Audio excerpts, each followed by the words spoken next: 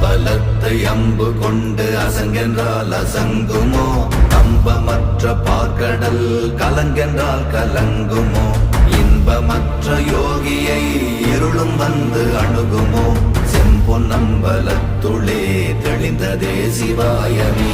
ஓம் நமச்சிவாய ஓம் ஓம் நமச்சிவாய ஓம் நமச்சிவாய ஓம் ஓம் நமச்சிவாய ஓம் நமச்சிவாய ஓம் ஓம் நமச்சிவாய ஓம் நமச்சிவாய ஓம் ஓம் நமச்சிவாய.